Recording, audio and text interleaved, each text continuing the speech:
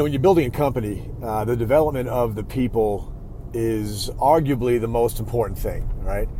I was just thinking this morning about some hiring decisions that we've made that were grand slams and some that were mistakes. And I don't regret the hiring decision that was a mistake as much as how long it took to wise up to it, and how in some cases I'm a sap. So if you tell me a sob story, I give you another chance, and I think about the missed opportunities and the blown opportunities that happened along the path on one of those situations.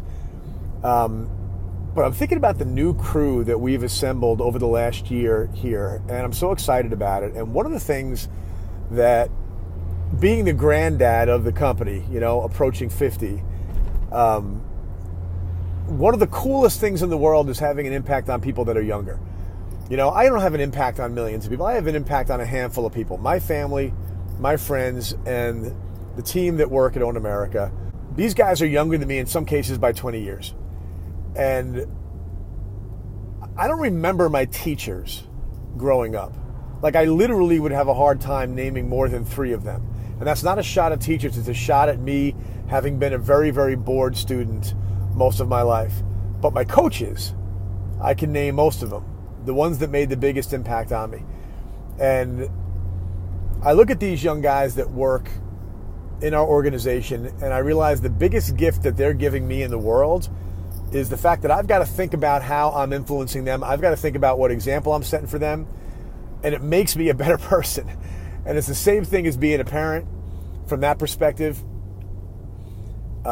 And I want to encourage the guys and gals that work in our organization, and anybody who's watching any of this. This is a part of the series that I'm calling 9-Year-Old Startup, because we've been at this slugging away for going on a decade soon, and I'm proud of that. I'm proud of being an underdog. I'm proud of being able to have the war stories for the rest of my life about how we ate dog food. Didn't literally eat dog food, but how we had a lot of stretches as we figured out this new asset class and this new business model, periods of time that were, you could call them research and development, i.e. figuring out what the hell you're going to do to pivot as the winds changed in this new evolving business.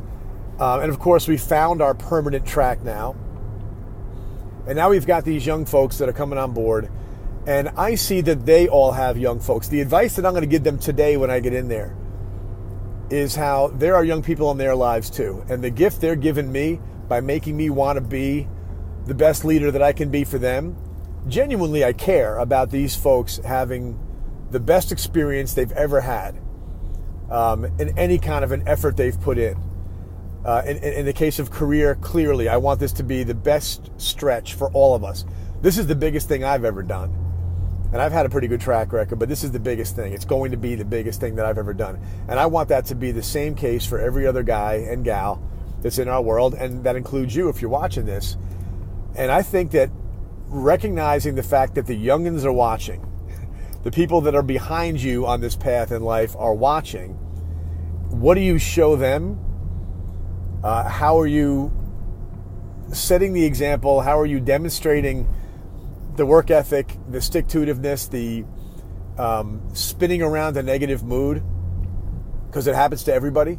How do you spin a negative mood? This podcast is one of the ways that I spin what might otherwise be a negative mood. I'm not a morning person. And so there are some mornings that just because it's morning, I'm pissed off.